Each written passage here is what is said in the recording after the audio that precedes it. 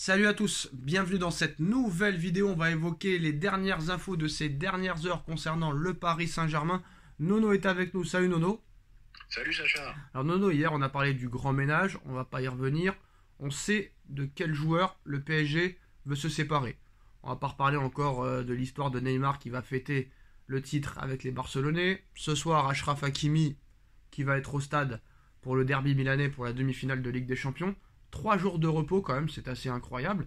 Mais bon, la question était de se poser hier si jamais tous ces départs se confirmaient, qui pour les remplacer?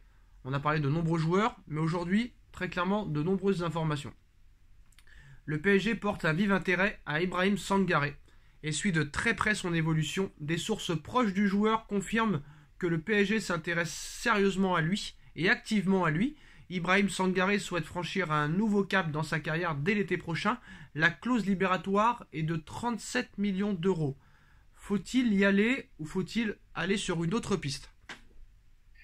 Moi ça me paraît cher quand même pour des jeunes joueurs qui sont certes prometteurs mais qui n'ont encore rien prouvé. C'est encore 37 millions d'euros. Je trouve qu'il y a un prix spécial pour le Paris Saint-Germain et ça aussi il faudrait peut-être arriver à défaire cette image qu'on paye très très cher à des joueurs qui n'ont encore rien prouvé, pardon.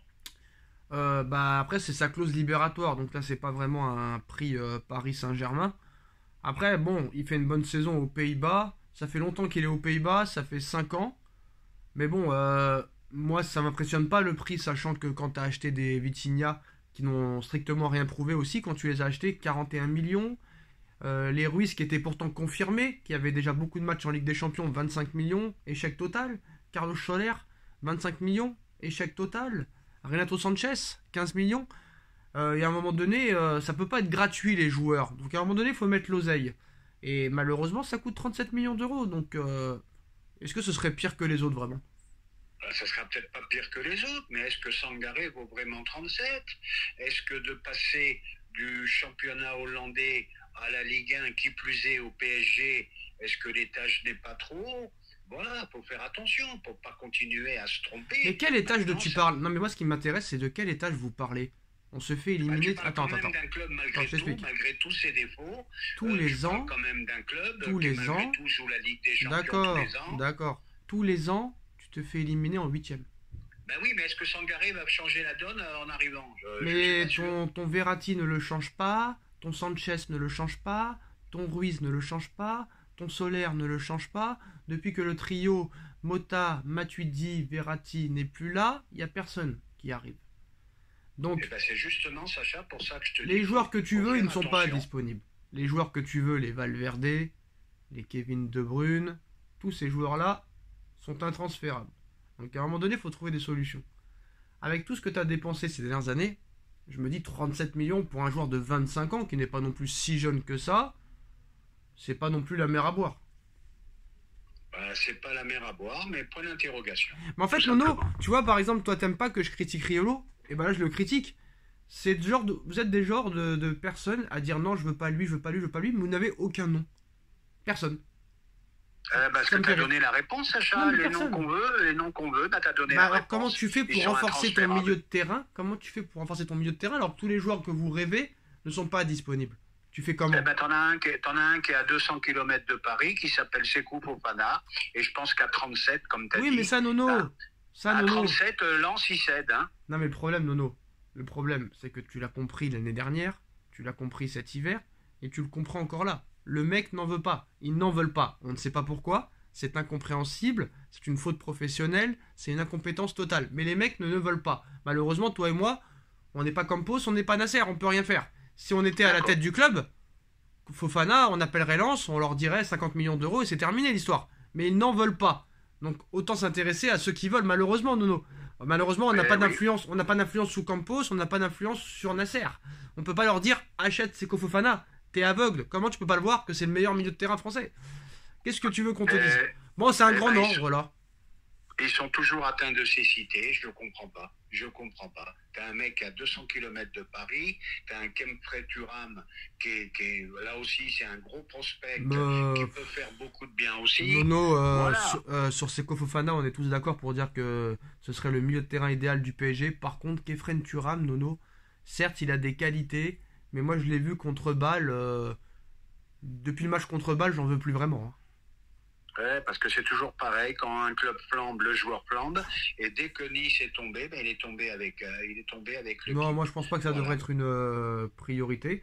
Donc on a parlé, hein, de Campos qui travaille activement pour renforcer une équipe parisienne qui aurait besoin de 109. Donc on a parlé de Bernardo Silva. Là on parle de Sangaré. Alors un rendez-vous entre l'entourage d'Harry Kane et Luis Campos a eu lieu ces derniers jours pour tâter le terrain sur les véritables envies de départ de l'attaquant anglais. Tout le monde est d'accord pour dire que normalement, comme par hasard, on ne sait pas pourquoi, Luis Campos, lui, préfère faire venir Victor Osimhen. Son prix de 150 millions d'euros, c'est incroyable. L'affaire s'annonce d'autant plus compliquée que le joueur n'a pas fait d'un retour en Ligue 1 une priorité, bien au contraire. Alors est-ce que le fait est que Osimhen ne veut pas venir, ça a obligé Campos à accélérer pour Harry Kane? Et je pense que ça va être un mal pour un bien, parce que pour moi, Harry Kane devrait être le choix numéro un. C'est un attaquant complet, un numéro 9 complet, un peu à la KB9 Karim Benzema. Il est capitaine de son équipe. Il a une grosse, on va dire, une grosse expérience en Ligue des Champions. L'incompétence de Campos, malheureusement, elle est nette, mais le refus d'Osimhen va nous permettre peut-être d'attirer Harry Kane dans les prochaines semaines. Eh ben déjà, première chose, il veut pas venir, donc faut surtout qu'il reste où il est. Et puis Harry Kane, complément idéal de Mbappé, je l'ai dit 1000 fois et je le répète. Et tu as fait une bonne comparaison. Il ressemble beaucoup dans sa façon de jouer à Karim Benzema. Il a pas peur des efforts défensifs. Vraiment complément idéal de Mbappé. Et là, ça serait vraiment un très très gros renfort. En plus, le mec a l'air bien, très professionnel. Là, c'est vraiment un transfert qui me plairait. Et je Alors, pense pas que ça coûterait 150 millions comme aux Osimhen. bon, ce sera pas si mal, et c'est Osimhen. Alors, les dernières infos. Alors, Luis Campos a rencontré le frère et agent d'Harry Kane. Le Paris Saint-Germain est quasiment OK avec l'agent d'Osimhen qui lui priorise toujours l'Angleterre. Alors, intérêt réciproque entre Bernardo Silva et Paris. Campos vise également un attaquant de profondeur. Donc, Harry Kane, pour l'instant, est en haut de la liste. Après, je pense que ce sera pas loin non plus, Nono, des 150 millions d'euros. Connaissant Monsieur Lévy, il va pas le brader, bien au contraire. Je sais pas combien de temps il lui reste de contrat à Harry Kane. Il lui Pour ça, reste je un peux an. pas dire de... Un an. Un an, mais je pense pas que ça vaille 150 à un an. Ouais, mais ça veut rien dire, Nono. Eden Hazard, quand il a signé au Real pour 110 millions d'euros, il avait plus qu'un an de contrat non plus. Donc, voilà. Exact. C'est ça le problème. Et n'oublions pas que quand Mbappé a failli signer au Real en 2021, à un an de la fin de son contrat, bah, Paris ont demandé 180, hein. Donc voilà. Oui. Les grands joueurs, même à un an de la fin, ça coûte cher. Alors, sachant que Osimhen ne veut pas venir en Ligue 1 et que très clairement Luis Campos a rencontré carrément en personne le frère et agent d'Harry Kane, est-ce que ça veut dire que là, il va pas faire comme l'année dernière, la grosse erreur d'avoir attendu très très longtemps, parce que l'année dernière, le mercato avait été raté par rapport à la prolongation très lente de Kylian Mbappé, et le Barça a profité pour prendre Robert Lewandowski. Là, Campos, est-ce qu'il a retenu les erreurs du passé? Est-ce qu'il accélère tout de suite sur Harry Kane pour prendre de l'avance sur les autres équipes? Eh ben, j'espère que la leçon va être entendue, hein, vu le mercato loupé de cette année. Ben là, faut foncer, hein, faut foncer sur Harry Kane, faut foncer sur Silva. Et en plus, d'après ce que j'ai lu, il se sent plus très bien. C'est au niveau de la vie familiale que à Manchester, ça commence pour lui à être insupportable. Faut en profiter, faut taper. Déjà, je vais te dire, si Tu tu parles fais de qui là? Tu fais Silva et Harry Kane, c'est un très très gros recrutement. Ah, tu parles de Silva là, le dernier à Oui, Manchester, oui. d'accord. Ok, et en plus de ça, bah, comme Hugo Ekitike aussi est sur le départ, comme Lionel Messi, comme Neymar, etc., bah, Sadio Mané a annoncé officiellement qu'il voulait quitter le Bayern de Munich. Le Bayern de Munich est prêt très clairement à le brader, c'est une erreur de casting. On a parlé d'un retour peut-être à Liverpool, mais ça a été très vite démenti. Alors Sky Germany assure que Sadio Mané veut s'en aller cet été, le Bayern veut s'en séparer, Thomas Tuchel ne compte pas sur lui. Il a un salaire quand même de 20 millions d'euros par saison, mais le Bayern est prêt à le laisser partir à moins de 30 millions d'euros. Est-ce qu'il faut foncer les yeux fermés sur Sadio Mané? Ah ben moi j'y vais, hein. Il est encore, malgré tout, il n'est pas trop vieux, il doit avoisiner les 31 ans, il a encore quelques belles années dans les jambes. Moi j'irai. Le problème, Nono, c'est son salaire de 20 millions d'euros par an. Je pense Ah pas. bah ça, eh ben je vais te dire que le Bayern fasse comme Paris fait, hein, qu'ils prennent en charge une partie de son salaire. Ah bah non, ils vont pas Et le prêter, donc, ils veulent le vendre. Y a pas, nous, Bah on non. fait que ça, on prend en charge Non, mais je une t'explique un partie petit du peu, salaire Nono. des joueurs qui Non, partent. mais Nono, je t'explique un petit peu. Le Bayern veut s'en séparer, ne veut pas le prêter. Ils veulent s'en séparer, le vendre.